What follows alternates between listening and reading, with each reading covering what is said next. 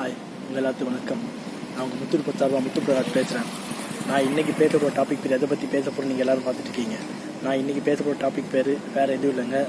நம்ம 84 வருஷத்துக்கு பிறகு ஜாதி வாரியான கணக்கெடுப்பு மற்றும் மக்கள் தொகைக்கான கணக்கெடுப்பு நடத்த போது இதுக்கு மத்திய அரசு ஒப்புதல் கொடுத்துருக்கு. ஆக்சுவலாக ஜாதி அடிப்படையில் மக்கள் தொகை கணக்கெடுப்பு பாமக மற்றும் பல கட்சிகள் வலியுறுத்திட்டு வந்தாங்க. ஆனால் இப்போ என்ன பண்ணுறாங்க, மத்திய அரசு மக்கள் தொகையோடு சேர்ந்து ஜாதி வாரியான கணக்கெடுப்பு நடத்தப்படும் சொல்லிக்கிட்டு ஒரு அறிவிப்பு நேற்று வெளியிட்டிருக்காங்க.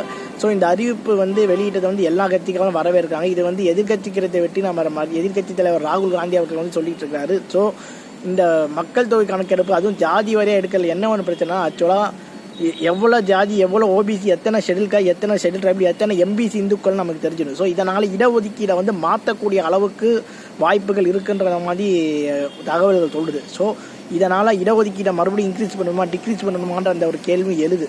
ஸோ இதனால் ஜாதி வாரியான கணக்கெடுப்பு யாருக்கு பலன் தரப்போகுது யாருக்கு பலன் தரப்போகுதுன்னு தெரியல. தமிழ்நாட்டில் இருக்கக்கூடிய 69% இடஒதுக்கீடு என்னென்ன பிரச்சனை வராமல் அப்படியே இருக்குன்றது நம்பிக்கை இருக்குது. ஸோ அதுலேயும் எந்த மக்கள் மக்கள் தொகை ஜாதி அடிப்படையிலான மக்கள் தொகை அறிவிப்பு வந்தால் இன்னும் என்னென்ன இடஒதுக்கீடு அதிகமாகுமா கம்மியாகுமான்ற ஒரு பேச்சும் எழுந்துட்டு இருக்குது. ஸோ இதையும் நம்ம பொறுமையாக பார்த்து தான் ஆகணும்னு சொல்லி என்னுடைய வீடியோ நான் முடிச்சுக்கிறேன். உங்களே விடைபெறும் முத்துப்பிரகாஷ். பாய் பாய்.